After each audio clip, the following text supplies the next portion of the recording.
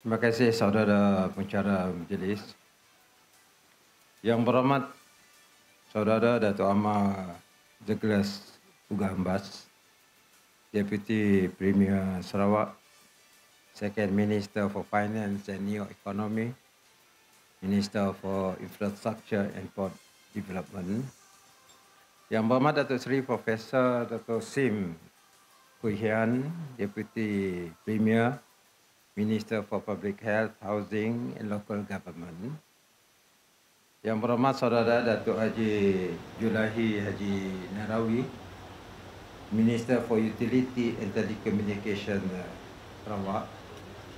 Yang berhormat Datuk Amar Haji Muhammad Abu Bakar, State Secretary Sarawak. Yang berhormat Timbalan Isteri.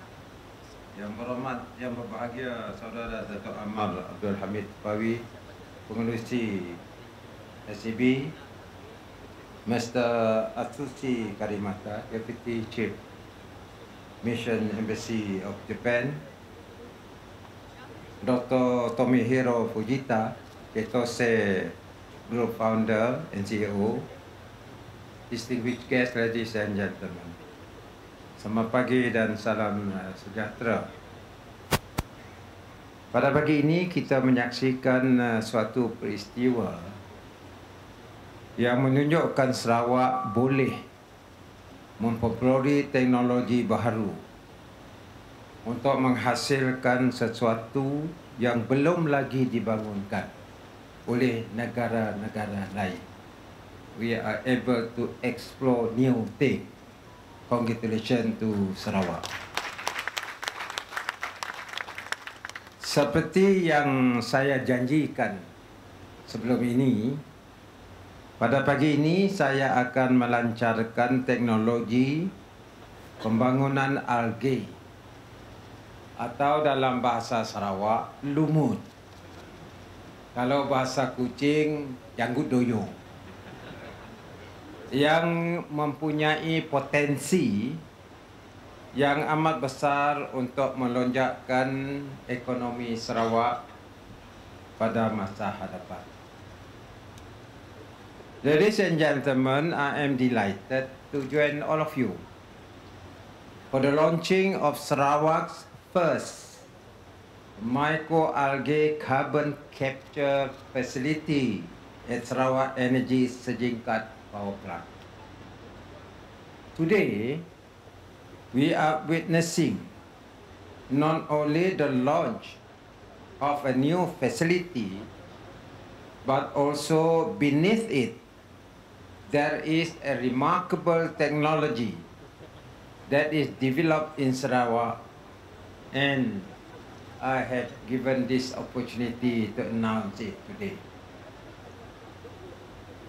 As you know, I came to know that algae are like plants. They use sunlight, water, nutrients, carbon, and high temperature, like what is available here at the equator, to rapidly grow. This is the environment where algae can grow. Because of this, carbon dioxide or CO2 can be artificially used to accelerate the growth of algae. Using this concept, I believe that this is how it is replicated within a technology that can capture the flue gas from power plant and bring the carbon dioxide from the flue gas to optimize the cultivation of algae in special flat panels called bioreactors. I am confident that this new technology will set the stage for a new industry to be integrated as one of our economic drivers to generate the future economy of Sarawak. I believe that this site is one of the largest algae production facilities in the world, if not the largest of its kind in the world. Mind you, from Gobe, just underneath Kampung, now become a very important site in technological development in the world.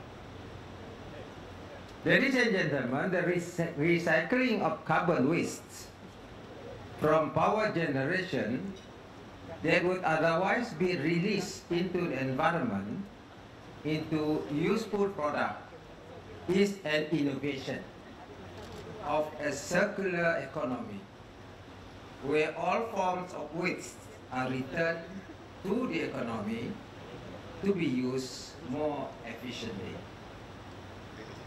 Therefore, I would like to congratulate all the partners here today, our own Sarawak Government Power Economy Sarawak Energy, congratulations, SEB.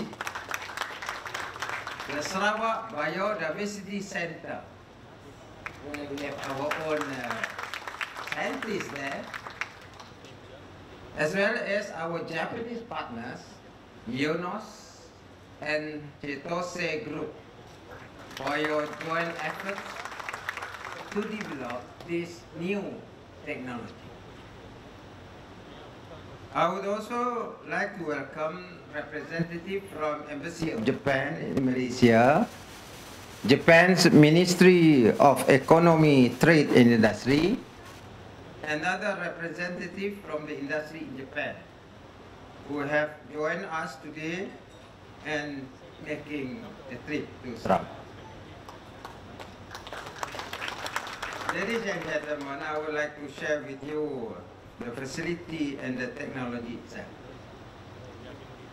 This facility, which is an extension of SEB Sejingkat power plant, and the technology that has been developed potentially lays the foundation for a new green initiative that will benefit our people, create new job opportunities, and grow our economy as the world trends towards sustainability and reducing impact of climate change. This 5-hectare facility, I believe, is the first in Malaysia. Of course, it is the first in Malaysia, so I will always be the first in Malaysia to demonstrate the viable use of flue gas to enhance the production of algae on an industrial scale. The algae biomass can be translated into high-quality products such as food and feed, paint, cosmetics, pharmaceutical ingredients, and the most important one, sustainable aviation fuel, which is expected to surpass a huge market value of USD $250 billion by 2030.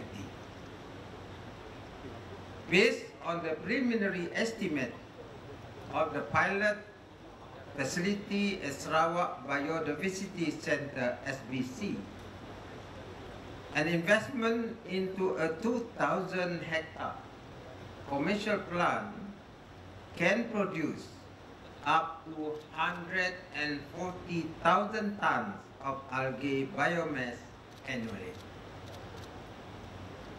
Depending on the technology used, some research shows that algae biomass of 350 tons per year can be generated from a 5-hectare site that can be processed into 87 tons of lipid capable of producing about 45 tons of sustainable aviation fuel.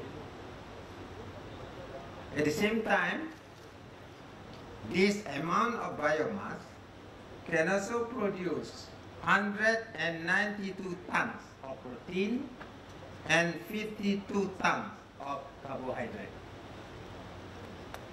In addition, some microalgae are also reported to have anti-cancer properties that are important in the treatment of cancerous cells in tumors.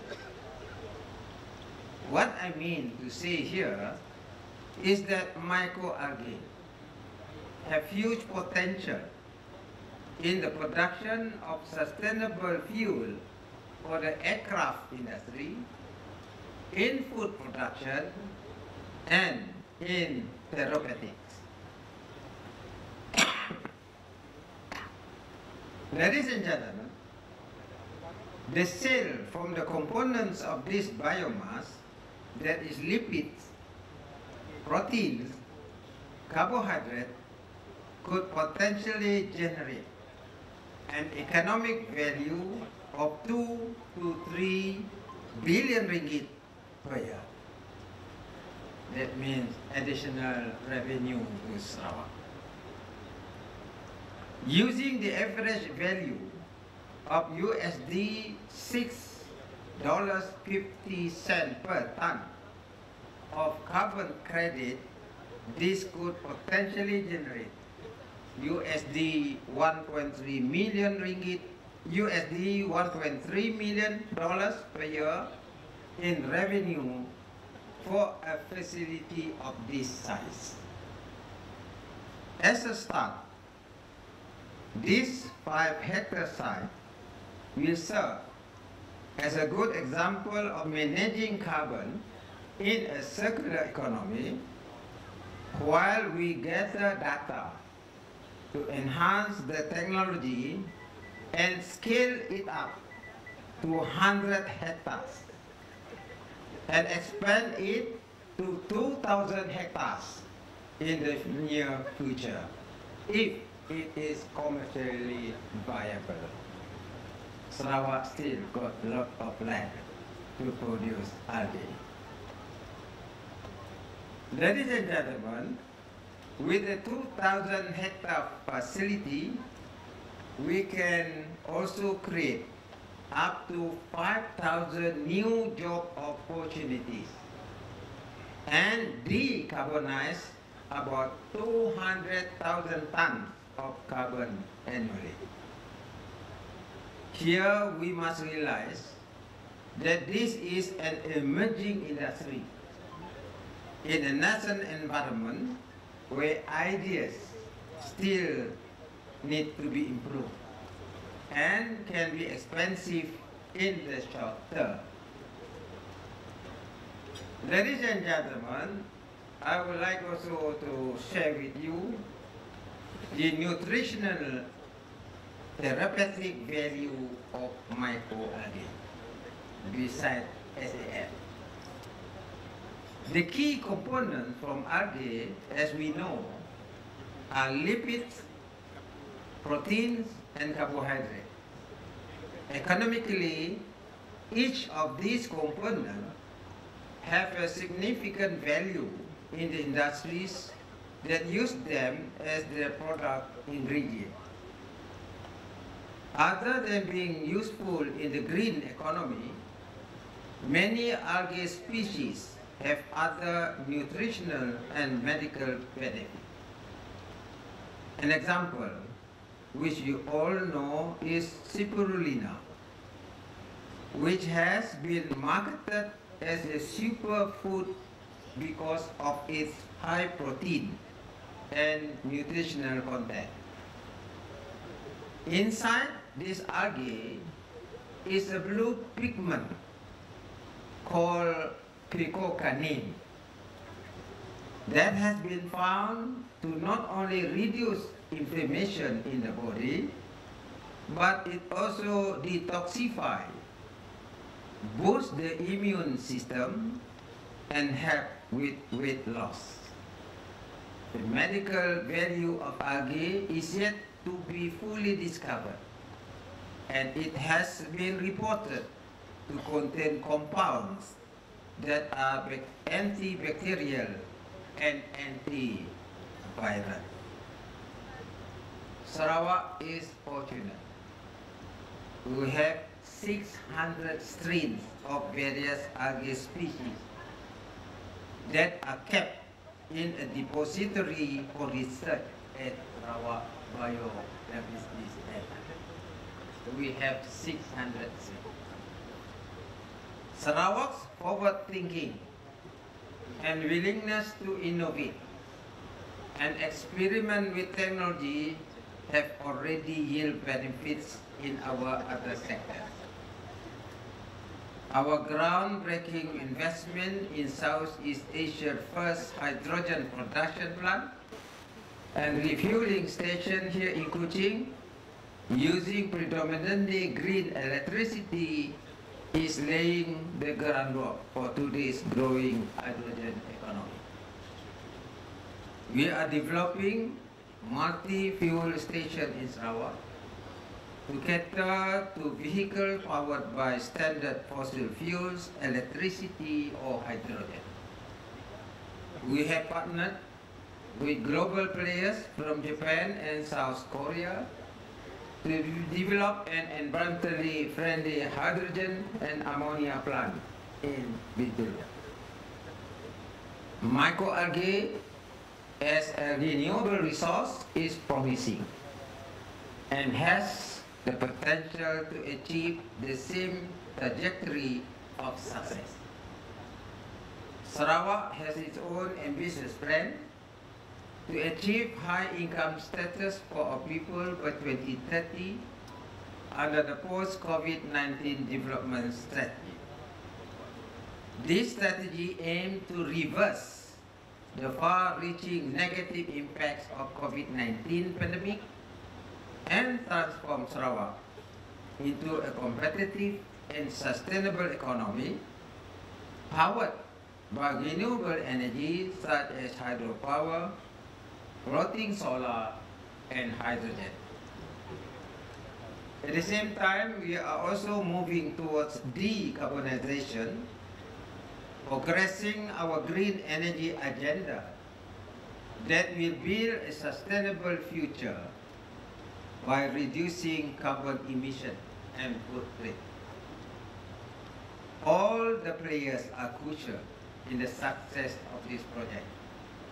We need Japanese know-how, the Sarawak Biodiversity Center's research talents, and Sarawak's energy flue gas from the power plant, without which we cannot accelerate microalgae production. Though there are also other methods to produce microalgae. It's not at this juncture, let me keep to myself the other method.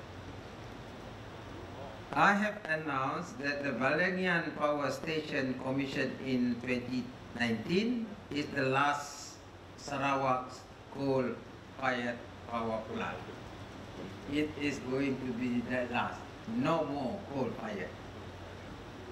While Sejingkap plant has been known as the first.